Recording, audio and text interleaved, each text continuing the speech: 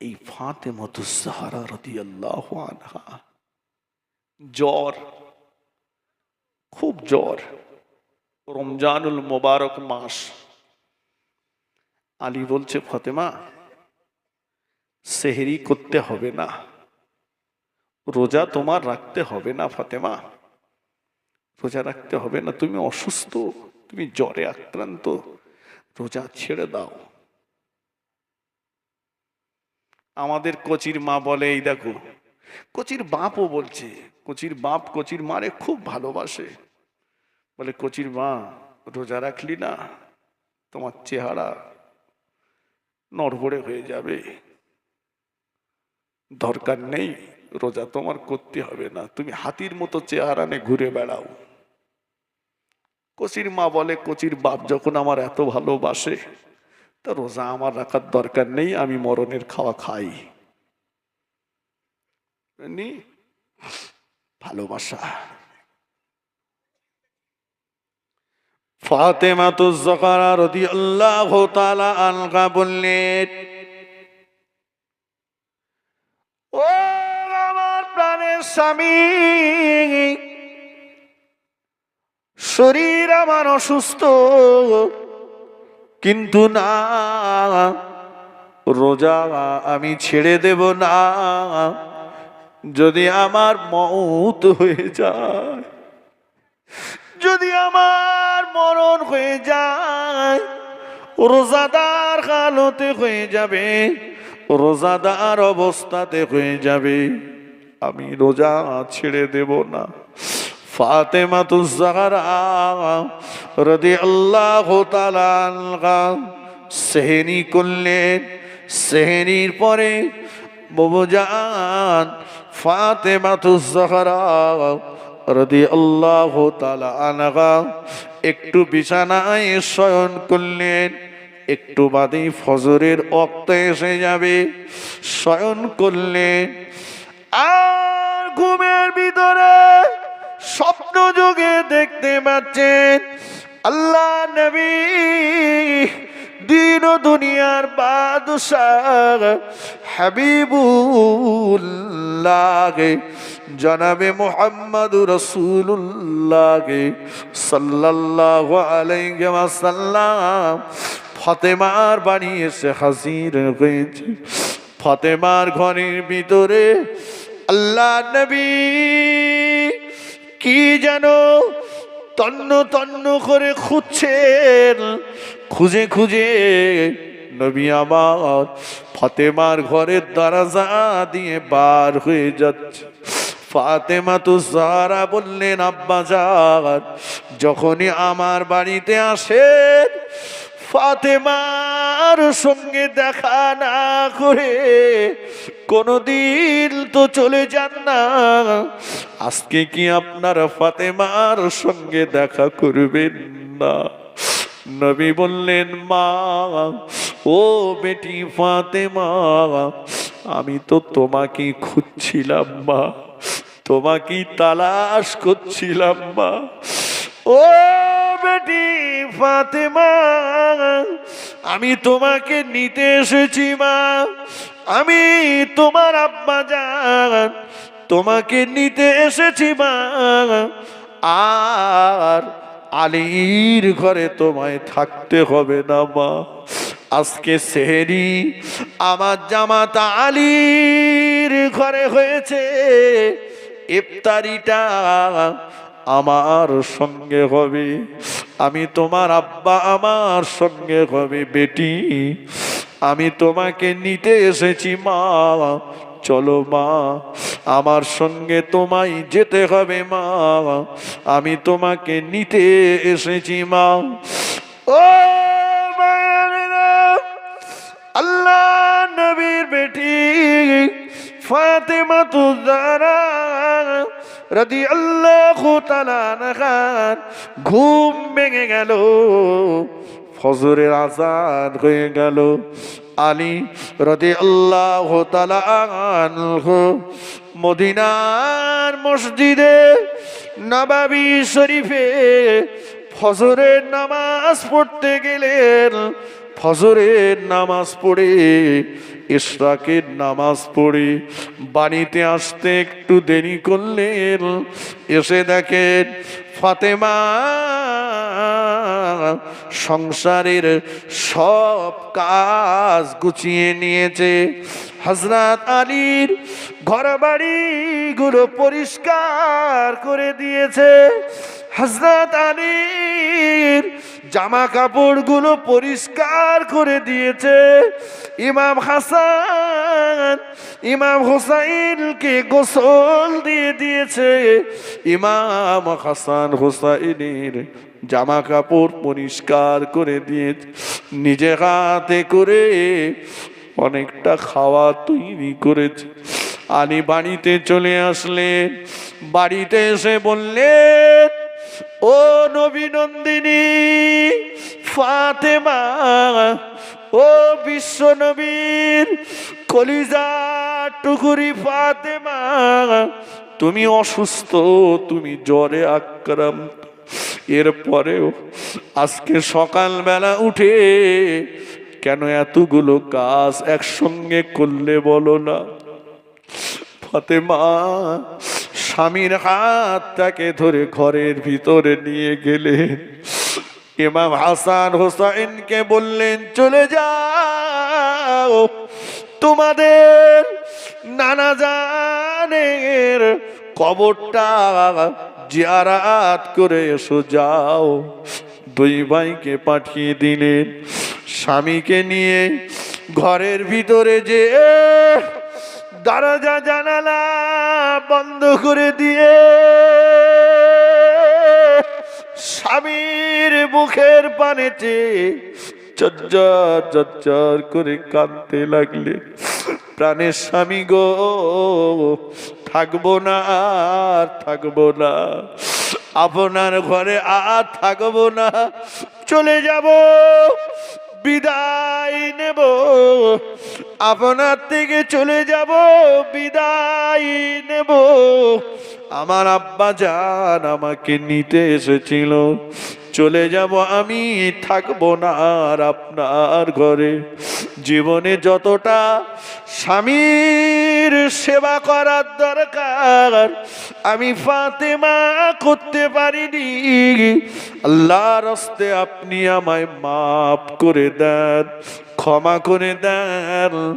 ক্ষমা যদি না করে দেন, কিয়ামতের ময়দানে ফাতেমার কারণে ফাতেমার আব্বা বিশ্ব নবীর মাথাটা নিচু হয়ে যাবে। ফাতেমার কারণে ফাতেমার আব্বা বিশ্ব নবী লজ্জিত হয়ে যাবে, অপমানিত হয়ে যাবে। না, আপনি আমাকে আল্লাহর রাস্তে মাফ করে দেন। ও আমার প্রাণের স্বামী, জীবনে কোনোদিন কম্বলের দাবি আপনার কাছে করিনি, বালিশের দাবি আপনার কাছে করিনি, বিছানার দাবি আপনার কাছে করিনি। আজকে দিনে আপনার কাছে একটা দাবি করব, আমার ইন্তেকালের পরে মন যদি আপনার চায় আর একটা বিয়ে আপনি করে নেবেন, কোনো আপত্তি আমায় থাকলো না। তবে একটা দাবি, সপ্তাহের একটা দিন, সপ্তাহের একটা রাত আপনার বিছানাটা একটু খালি রেখে দেবেন। সপ্তাহের একটা রাত আপনার বিছানাটা একটু ফাঁকা রেখে দেবেন, অন্য কারো জন্য নয়। আমার দুই নয়নের বেটা ইমাম হাসান ইমাম হুসাইন রাদিয়াল্লাহু তাআলা ওদের আমার আব্বাজান বড় মোহাম্মত করতেন, ওদের আমার আব্বাজান বড় ভালোবাসতেন। আমার আব্বা বিদায় নিলেন, আমি ওদের জনম দুঃখিনী মা, আমি ওদের থেকে চলে যাচ্ছি, আপনি ওদের একটা রাত একটু বুকের ভিতরে কোলের ভিতরে করে রেখে দেবেন, মাহারার যন্ত্রণা যেন ওদের বুঝতে দেবেন না। ফাতেমার জন্য আল্লাহ পাকের কাছে দোয়া করবেন। ফাতেমার লাশটাকে খাটিয়া করে যখন নিয়ে যাবেন, খাটিয়া চতুর্দিকটা কাপড় দিয়ে ঘিরে দেবেন, ফাতেমার লাশটা যেন জগতের কোনো পর পুরুষেরা দেখতে না পায়। আলী বলেছিলেন, ও নবী নন্দিনী ফাতেমা, তুমি তো কাফনের কাপড়ে মোড়া থাকবে, কিন্তু কেন আলাদা কাপড় দিয়ে ঘিরতে হবে? আহা, জবাব দিয়েছিলেন, নবীর বেটি, আমি লম্বা ছিলাম কি বেটে ছিলাম, মোটা ছিলাম কি হালকা ছিলাম, এটা যদি জগতের পর পুরুষেরা উপলব্ধি করতে পারে, কিয়ামতের ময়দানে এতটুকুর কারণে ফাতেমাকে আল্লাহ যদি আসামির কাঠগড়ায় দাঁড় করিয়ে দেন, আমি নবীর মেয়ে হয়েও আল্লাহ দরবারে জবাব দিতে পারবো না।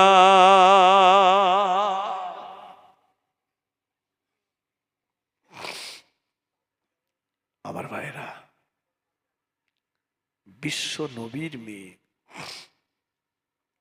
জান্নাত তার জন্য বরাদ্দ, এরপরেও তিনি কাফনের কাপড়ের ভিতরে থেকেও পর্দা করার চিন্তা করছেন, ঠিক কিনা?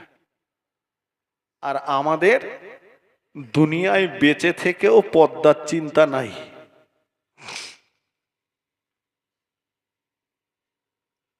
কারণ মরণের ভয় নেই, কবরের ভয় নেই। মরণের ভয়, কবরের চিন্তা যদি থাকতো, নিশ্চিত এরাও পর্দা করত, শরীর। আজকে সমাজ হয়ে গেছে, ভাবতে পারেন বিশ্ব নবীর মেয়ে স্বামীকে বলছে, স্বামীর যতটা সেবা করার দরকার আমি করতে পারিনি, আপনি আমাকে আল্লাহর হস্তে মাফ করে দেবেন। আর এখন সমাজের দিকে চেয়ে দেখান, অধিকাংশ মেয়েরা স্বামীর মুখে মুখে তর্ক করছে। কথা ঠিক কিনা বলেন? স্বামী একটা বললে 5টা কথা শুনিয়ে দেয়। স্বামীকে কত ছোট মোটা হেনস্থা করছে। এখন দরুদ শরীফ আল্লাহুম্মা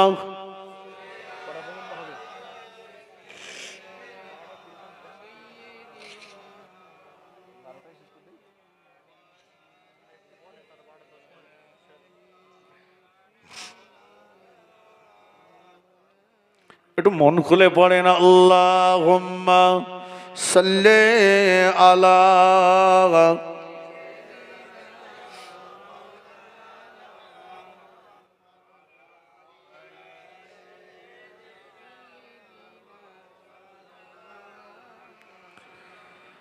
নবীর রওজা শরীফ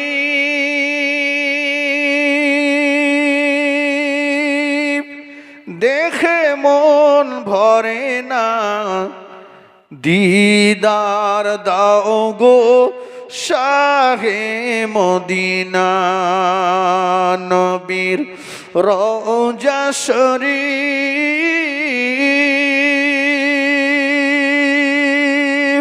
দেখে মন ভরে না, দিদার দাও গো শাহে মদিনা।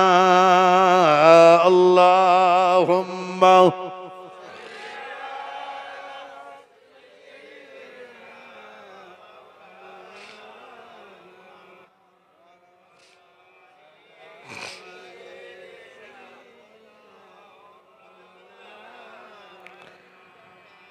আরশের মেহমান করেছেন আল্লাহ,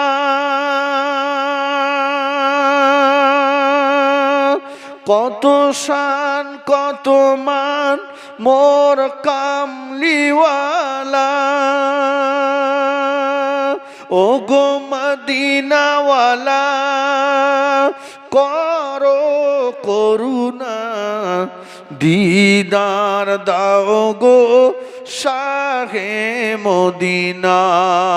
নবীর রওজা শরীফ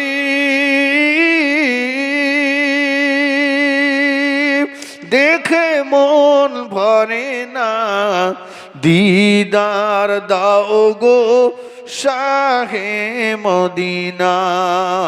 আল্লাহুম্মা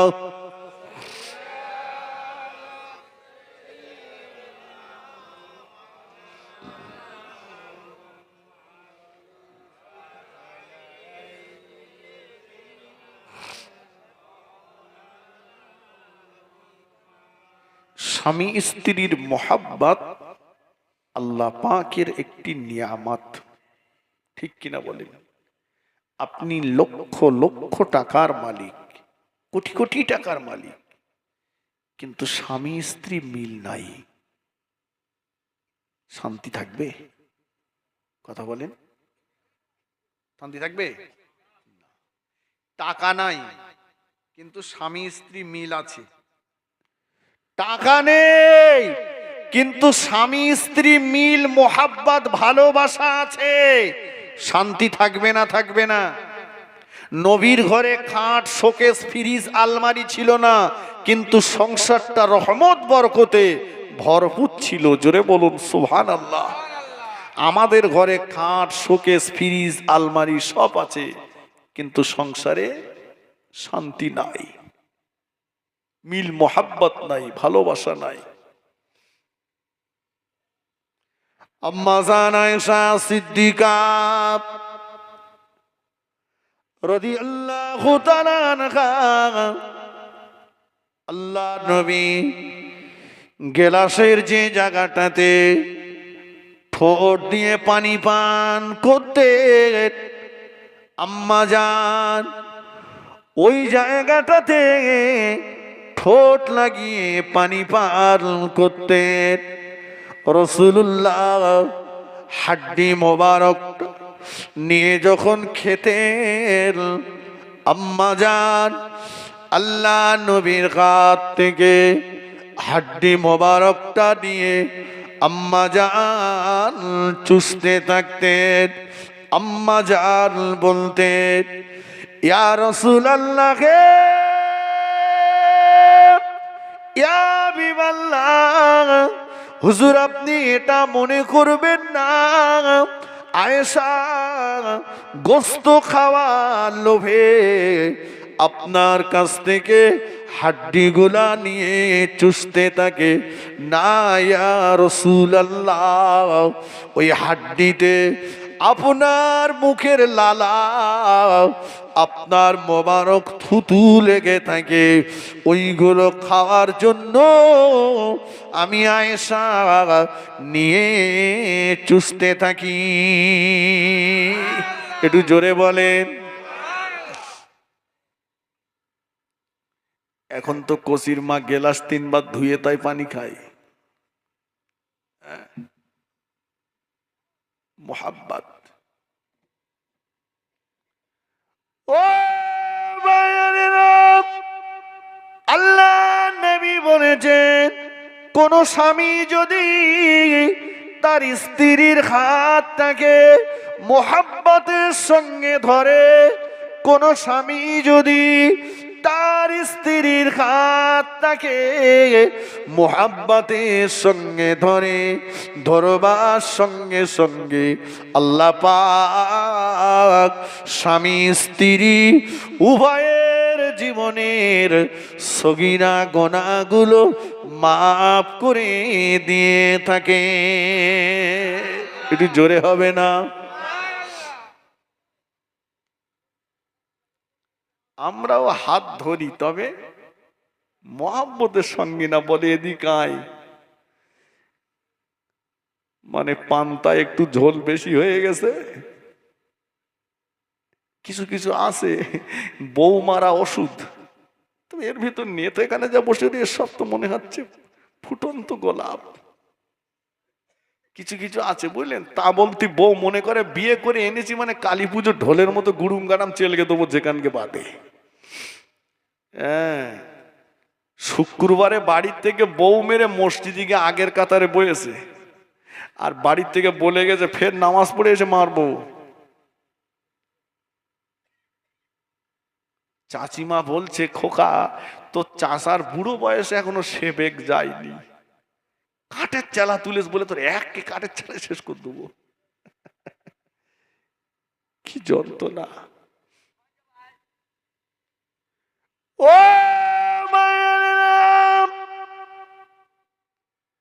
আল্লাহ নবী বলেছেন, স্বামী স্ত্রী যদি একটা বালিশে মাথা রেখে, স্বামী স্ত্রী যদি একটা বালিশে মাথা রেখে শয়ন করে, সারা রাত জেগে জেগে নফল নামাজ পড়লে যে সওয়াব হবে, ওই সওয়াব আল্লাহ পাক ওই স্বামী স্ত্রীর আমলনামায় লিখে দেবে। একটু জোরে বলেন। শ্বশুর বাড়িতে বালিশ কেউ পেয়েছেন? এখন শ্বশুর শাশুড়িরা বালিশ গুনে 3টে করে দিচ্ছে। গাড়ি একদিক থেকে যাবে একদিক থেকে আসবে, মুখোমুখি লাইন নেই। চাচা যদি অশুনে বাড়ি গিয়ে চাচিমার সঙ্গে বলে, জোনায়েদ এসে বলে গেছে এক বালিশে শুধু মাথা রেখে নফল নামাজ পড়া সব, এদিকে এক বালিশে মাথা রেখে শুই। চাচি বলবেন বুড়ো বয়সে আর ধ্যান করতে হবে না।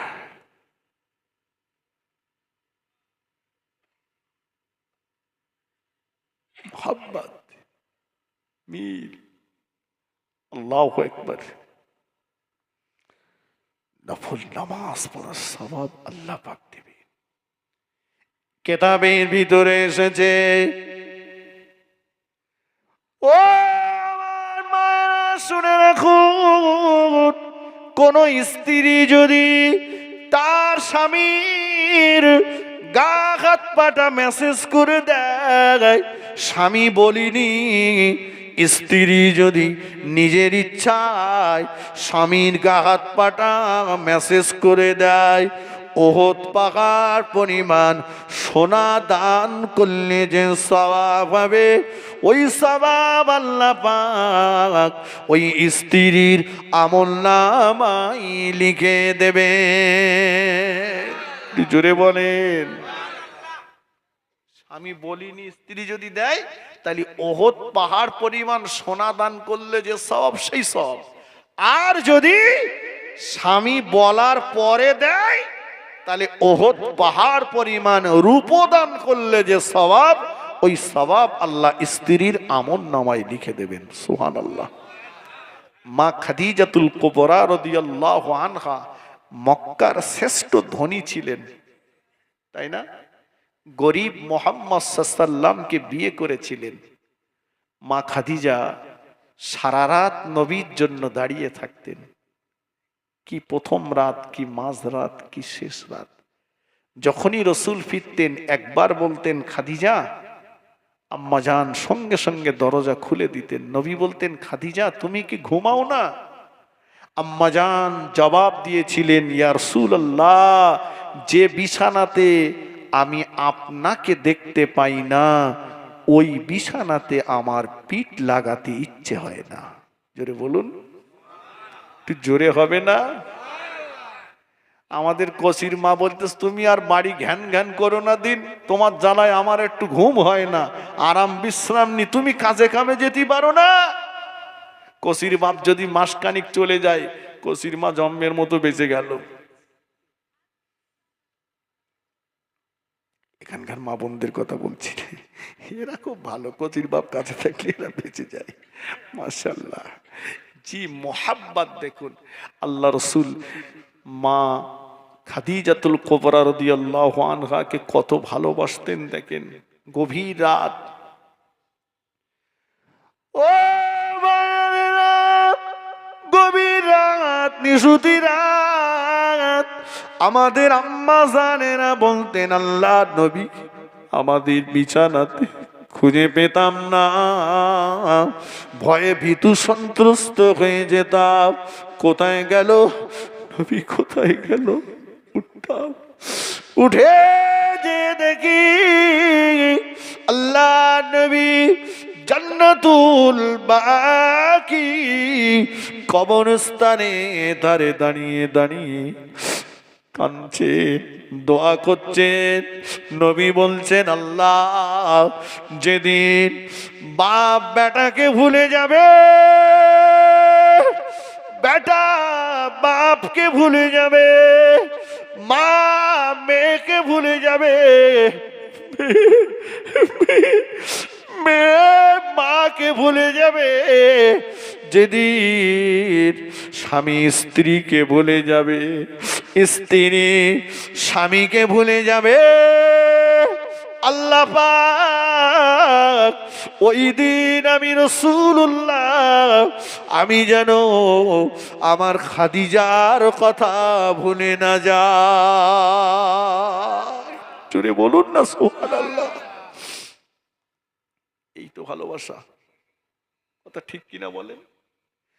ও ভাইয়েরা, আল্লাহ নবীর কাছে যখন গোশত হাদিয়া আসতেন আমাদের আম্মা জানদেরকে, আল্লাহ নবী নিজে হাতে করে বিতরণ বন্টন ভাগ করে করে দিতেন, ভাগ করে করে দিতেন। রাসূলুল্লাহ নিজের কোলের কাছে একটা ভাগ টেনে রাখতে, আম্মা জানেরা বলতে, আম্মা জানেরা বলতে, ইয়া রাসূলুল্লাহ হে, ইয়া হাবিবাল্লাহ, হুজুর আপনি আপনার কোলের কাছে ওই ভাগটা টেনে রেখেছেন, ওটা কার জন্য, ওটা আপনি কাকে দেবেন? নবী বলতেন, বিবিরা যে সময় তোমাদের বড় বুবু জান খাদিজাতুল কুবরা আমাকে স্বামী হিসাবে পেয়েছিল, ওই সময় মক্কা জমিনে আমার 70 বেশি ছিল, মক্কার জমিনে আমার দুশ্মন বেশি ছিল, ওই সময়ে কেউ আমাকে এত গোশত হাদিয়া করতো না। ও বিবিরা, তোমাদের বড় বুবু জান আমার বড় বিবি খাদিজাতুল কুবরাকে আমি বেশি গোশত খাওয়াতে পারিনি। এখন যেমন আমার কাছে গোশত হাদিয়া আসে, তখন এমন হাদিয়া আসতো না। তাই আমি একটা ভাগ নিজের কোলের কাছে তোমাদের বড় বুবু জান খাদিজাতুল কুবরার জন্য টেনে রেখে দিয়েছি। আম্মা জানেরা বলতেন, ইয়া রাসূলুল্লাহ, ইয়া হাবিবাল্লাহ, হুজুর আমাদের বড় বুবু জান আজ তো দুনিয়ার জমিনে বেঁচে নাই, তিনি তো মক্কা শরীফের জান্নাতুল মুআল্লা কবরস্থানে শুয়ে আছে। হুজুর বড় বুবু জান কবরে শুয়ে শুয়ে কি গোশত খাবে? নবী বলতে, ও আমার বিবিরা, আমি রাসূলুল্লাহ জানি আমার খাদিজা জান্নাতুল মুআল্লাতে আরাম করছে। তোমাদের এই গোস্তগুলো বন্টন করে দেওয়ার পরে খাদিজার ভাগের গোস্তগুলো আমি রাসূলুল্লাহ নিয়ে আল্লাহর জমিনে বেরিয়ে পড়ব, খুঁজে খুঁজে দেখব খাদিজা খাদিজার কোন বান্ধবীর সঙ্গে দেখা হয় কিনা। আমার খাদিজার কোন বান্ধবীকে খুঁজে খুঁজে খাদিজার বান্ধবীর হাতে এই গোস্তগুলো তুলে দেব আর বলবো, তুমি আমার খাদিজার বান্ধবী, আমার খাদিজা তোমাকে বড় ভালোবাসতো, তুমি আমার খাদিজাকে বড় ভালোবাসতে, তুমি আমার খাদিজাকে বড় মোহাব্বত করতে, খাদিজাকে আজকে গোস্ত খাওয়াতে পারলাম না, তুমি খাদিজার বান্ধবী, তুমি এই গোস্তগুলো খাও, আমার বিশ্বাস তুমি খেলে আমার খাদিজা খুশি হয়ে যাবে, আর তুমি আমার খাদিজার জন্য একটু দোয়া করবে। এজন্য আমি রাসূলুল্লাহ একটা ভাগ নিজের কোলের কাছে টেনে রেখে দিয়েছি। আরেকটু জোরে বলেন সুবহান, আরেকটু জোরে বলেন সুবহানাল্লাহ।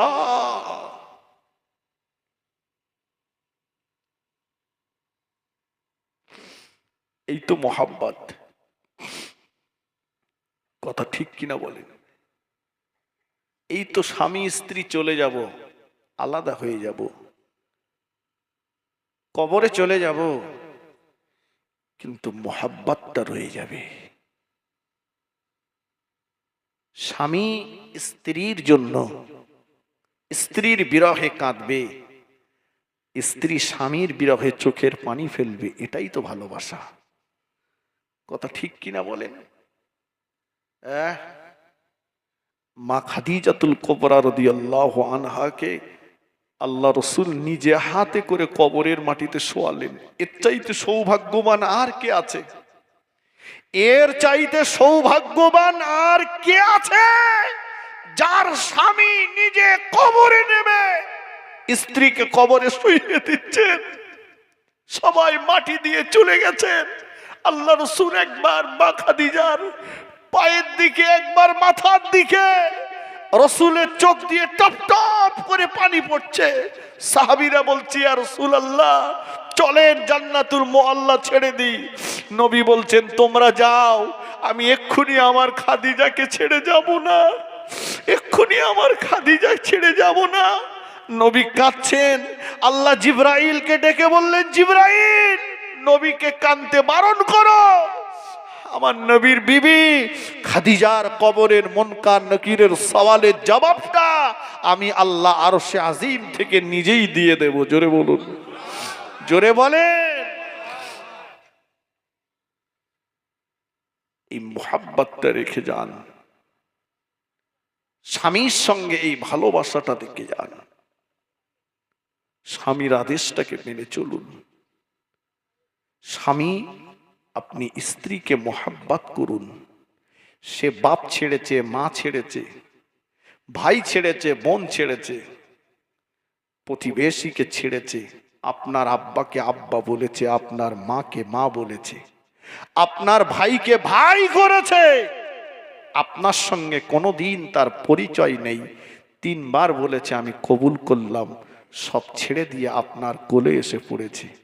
অতএব তার অন্যায়ে পশুর মতো আপনি তাকে শাসন করতে পারেন না। কথা ঠিক কিনা বলুন? আপনি তার প্রতি সহৃদয় হন। আর স্ত্রী, আপনার স্বামী পায়ের তলায় আপনার জন্য জান্নাত। আপনাকে আল্লাহ এমন পাওয়ার দিয়েছে, আল্লাহ আপনাকে এমন পাওয়ার দিয়েছে, আপনি পারেন একটা কুপথগামী স্বামীকে সুপথের রাস্তা টেনে আনতে। তবে সেটা গাল দিয়ে হবে না, সেটা ঝগড়া করে হবে না, ভালোবাসা দিয়ে। কথা ঠিক কিনা বলুন? ভালোবাসা দেন। ফেরাউন কম অত্যাচার করিনি মা আসিয়াকে, কিন্তু মা আসিয়া কোনোদিন ফেরাউনকে গাল দেয়নি, শুধু বারবার একটা কথা বলেছিল, আপনি আমার স্বামী, বিয়ে করেছেন আমাকে। ফেরাউন কিন্তু জোর করে বিয়ে করেছিল আসিয়াকে, কিন্তু আসিয়া বারবার বলতো, আপনি স্বামী, আপনাকে বড় কথা বলার অধিকার ইসলাম আমাকে দেয়নি, তাই আমি আপনাকে কোনো বড় কথা বলবো না, তবে শুধু আপনাকে এতটুকুই বলবো, আপনি যেটা করছেন, আপনি যে পথে চলছেন, আপনার চলা, আপনার বলার পথটা অন্যায় পথ, আপনি ও পথটাকে ছেড়ে দেন। কথা বুঝেননি? আপনি নামাজের পাটিতে বসে আপনার স্বামীর জন্য কাঁদুন, দুফোঁটা চোখের পানি ছেড়ে ছেড়ে স্বামীর জন্য কাঁদুন, আল্লাহ আমার স্বামীকে আপনি হেদায়েত দেন, আমার স্বামীকে আপনি সুপথগামী করুন। স্ত্রীর দোয়া স্বামীর জন্য, স্বামীর দোয়া স্ত্রীর জন্য আল্লাহ পাকের দরবারে কবুলিয়াতের দরজা রাখি। জোরে বলুন সুবহানাল্লাহ, একটু জোরে বলেন সুবহানাল্লাহ। পারলে মাঝে মাঝে স্বামী স্ত্রী একসঙ্গে নামাজ পড়বেন। কথা বুঝেননি? এর চাইতে বড় কিছু নাই। একই সঙ্গে নামাজ পড়বেন, ঘরে বসে স্বামী স্ত্রী দুজন আল্লাহর দরবারে দুটো হাত তুলে কাঁদবেন। সংসারে অভাব, কষ্ট, দুঃখ কাকে বলবেন? যাকে বলবেন সেই সুযোগ নেবে। কথা ঠিক কিনা বলেন? যাকে বলবেন সেই সুযোগে সদ্ব্যবহার করবে না।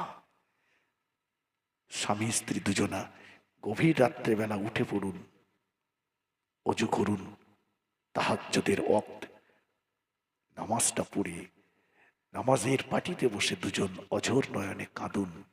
আমি গুনাহগার বলে যাচ্ছি, আল্লাহ পাক আপনার সংসারে, আপনার ঘরে অবিরাম ধারায় আল্লাহ রহমত নাজিল করবেন। জোরে বলুন সুবহানাল্লাহ, জোরে বলেন সুবহানাল্লাহ। নেক সন্তানের জন্য আল্লাহর কাছে কাঁদুন। দেওয়ার মালিক আল্লাহ, কেড়ে নেওয়ার মালিকও আল্লাহ। কথা ঠিক কিনা? 5 ওয়াক্ত নামাজি হয়ে যান। আপনি নামাজ পড়ুন, স্ত্রীকে নামাজের কথা বলুন। স্ত্রী আপনি নামাজ পড়ুন, স্বামী যদি বেনামাজি হয় তাকে বোঝান, তাকে বোঝান, বারবার বারবার তাগিদ দেন, বলেন, বোঝান। দেখবেন আল্লাহ চাইলে একদিন ও 5 ওয়াক্ত নামাজি হয়ে যাবে। দরুদ শরীফ আল্লাহুম্মা সাল্লি আলা।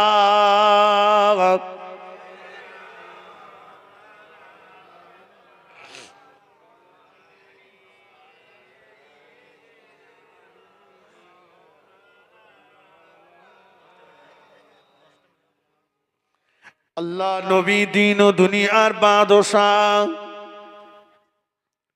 হাবিবুল্লাহ জনাবে মুহাম্মাদুর রাসূলুল্লাহ সাল্লাল্লাহু আলাইহি সাল্লাম দ্বীনের দাওয়াত দিতে ঘর থেকে বাইরে বেরিয়ে গিয়েছেন।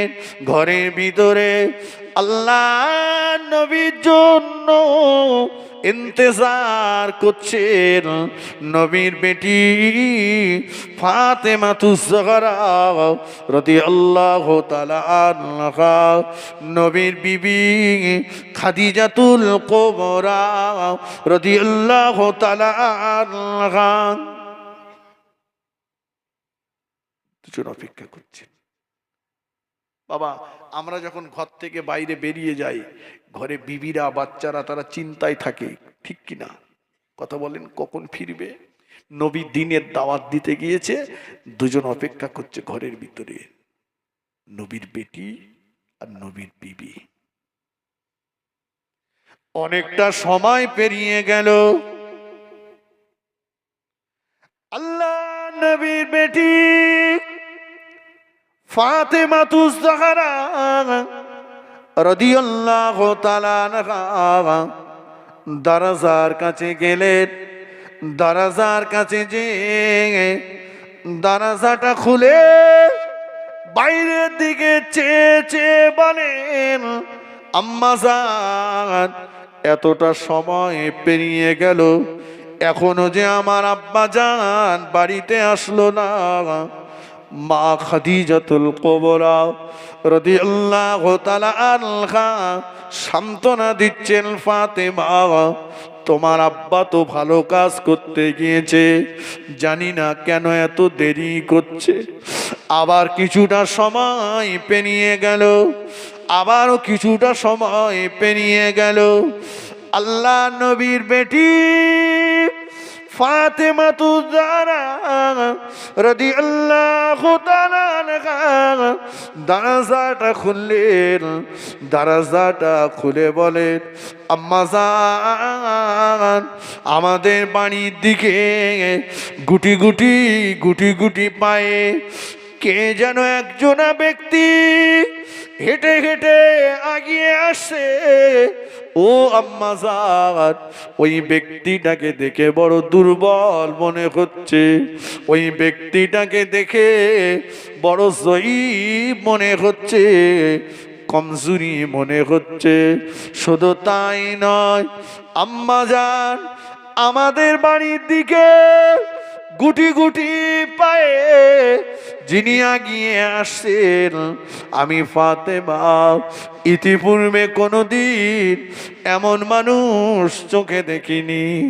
আম্মা খাদিজাতুল কুবরা বললেন, বেটি ফাতেমা, ও বেটি ফাতেমা, কেমন মানুষ মা, যেমন মানুষ এর আগে কোনোদিন চোখে দেখনি। আম্মা জান আমাদের বাড়ির দিকে গুটি গুটি পায়ে যিনি হেঁটে হেঁটে আগিয়ে আসছেন ওনার গোটা শরীরটা লাল, গোটা চেহারাটা লাল। এমন লাল রঙের মানুষ ইতিপূর্বে কোনোদিন চোখে দেখিনি। আমাদের আম্মা জান তড়িঘড়ি আগিয়ে আসলেন, দরজাটা খুললেন, দরজাটা খুলে বাইরের দিকে চেয়ে ডুগুরে ডুগুরে কেঁদে ফেললেন। ও বেটি ফাতেমা, ও মা ফাতেমা, চিনতে পারলে না মা, চিনতে পারলে না মা, ওনাকে চিনতে পারলে না মা? না আম্মা জান চিনতে পারলাম না। ফাতেমা গো, ও ফাতেমা, উনি অন্য কেউ নন, উনি হলেন তোমার আব্বা জান বিশ্বনবী রাসূলুল্লাহ সাল্লাল্লাহু আলাইহি ওয়াসাল্লাম। ও আমার আম্মা জান, আমার আব্বা জানেন নূরের বদনের দিকে তাকালে পূর্ণিমার চাঁদটাও যে হার মেনে যেত। আমার আব্বা জানেন নূরের বদনে অন্ধকার ঘরটাও আলোয় আলোকিত নূর আর নূর হয়ে যেত। আজকে আমার আব্বা জানকে দেখে কেন চিনতে পারি না মা? ফাতেমা জাহরাকে আম্মা জান বললেন, ফাতেমা, ও বেটি ফাতেমা, তোমার আব্বা জান দিনের দাওয়াত দিতে গিয়েছিল, আল্লাহ পাকের ওয়াহদানিয়াতের বাণী প্রচার করতে গিয়েছিল। বেঈমানের দলেরা তোমার আব্বা জানকে এত মার মেরেছে, এত পাথর মেরেছে, পাথরের আঘাতে আঘাতে তোমার আব্বা জানের নূরের বদনটা রক্তে লাল হয়ে গিয়েছে মা। আমাদের আম্মা জান তড়িঘড়ি আগিয়ে গেলে আল্লাহর নবীকে ধরাধরি করে বাড়িতে নিয়ে আসলেন। আম্মা জান শাড়ির আঁচল দিয়ে দয়ার নবীর গায়ে খুন মোবারক গুলো মুছে মুছে দিচ্ছেন। লক্ষ্য পড়ে গেল দয়ার নবীর নূরের বদনে পাথরের টুকরা ঢুকে আছে। আম্মা জান আঙুল দিয়ে টেনে টেনে টেনে টেনে পাথরের টুকরা বার করলেন। খুন মোবারক ফিনকি দিয়ে বার হয়ে আম্মা জানের মুখে লেগে গেল। আম্মা জান ডুগুর ডুগুর কাঁদতে লাগলেন আর বলতে লাগলেন, ওরে মক্কার বেঈমানের দলেরা, ওরে আবু জাগাল আবু লাগাব, ওতবা সাহেবা উলিদ ইবনে মুগিরা, কে আছিস বল না। খাদিজার টাকা নিয়ে ব্যবসা করিসনি, খাদিজার টাকা নিয়ে বড় লোক হসনি, খাদিজার টাকা নিয়ে ব্যবসা করলি, খাদিজার টাকা নিয়ে বড় লোক হলি। মোহাম্মদ সাল্লাল্লাহু গরিব হলেও, বাপ হারা মা হারা হলেও আমার স্বামী আর আমার এতিম স্বামীকে ধরে এত মার মারলি তোরা। দয়ার নবী ফাতেমা, দয়ার নবী মা খাদিজা হাত লাগিয়ে দিলেন, বলো না খাদিজা, এমন করে বলো না। কচি শিশু বাচ্চা ফাতেমা তুজ্জোখানা দুটো হাত তুলে কাঁদছে, আল্লাহ পাক আমার আব্বাজান জীবনেও কোনোদিন কারো গালে অন্যায় ভাবে চর মারিনি। আমার আব্বা কোনোদিন এতিমের মাল আত্মসাৎ করিনি, প্রতিবেশীর হক নষ্ট করিনি, গরিবকে ফাঁকি দিইনি। অথচ আজকে দিনে আমার আব্বাকে তোমার মারল। আব্বাকে দেখে আমি চিনতে পারি না।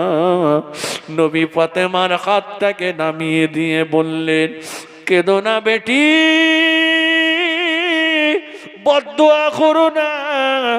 ও ফাতেমা, কিয়ামতের ময়দানে আমি রাসূলুল্লাহ এই আমার ক্ষত বিক্ষত চেহারা নিয়ে আল্লাহ পাকের শাহী দরবারে দাঁড়িয়ে আমার মারের আঘাতের দাগগুলো আল্লাহ পাককে দেখিয়ে এক একটা দাগের বিনিময়ে আল্লাহ পাকের কাছ থেকে লক্ষ লক্ষ গুনাহগার উম্মত উম্মতিদিগের জীবনের গুনাহকে মাফ করিয়ে নেব।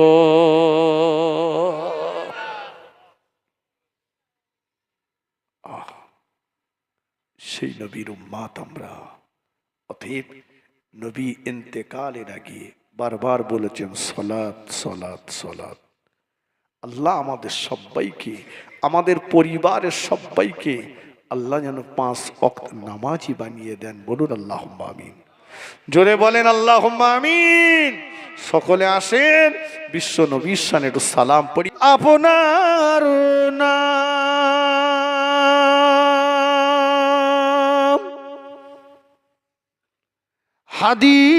হাদিসের পাতায়, আপনার নাম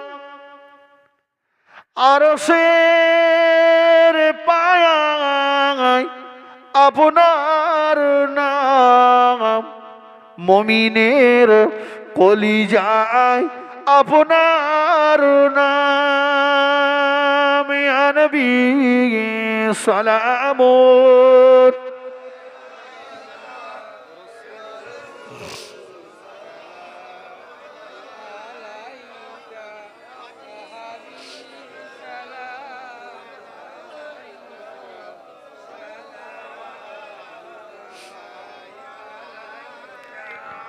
আজানে শুনি আপনার নাম, কলেমায় পড়ি আপনার নাম, নামাজে আপনাকে সালাম। আপনি যে নূরে মুজাসসাম ইয়া নবী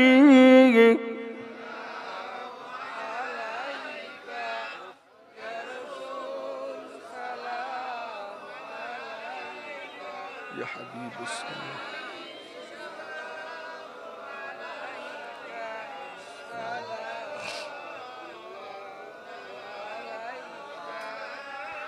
পারব কি আবার যেতে মদিনাতে,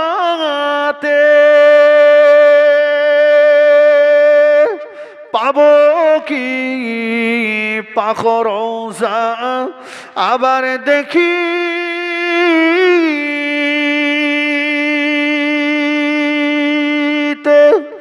একবার দেখা দাও নবী স্বপ্নেতে,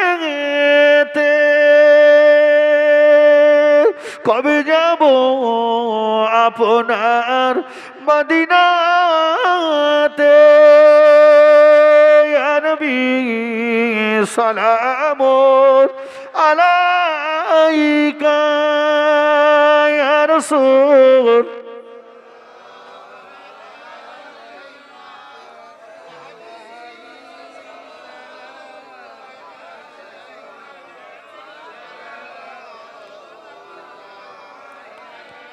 يا ربي صل وسلم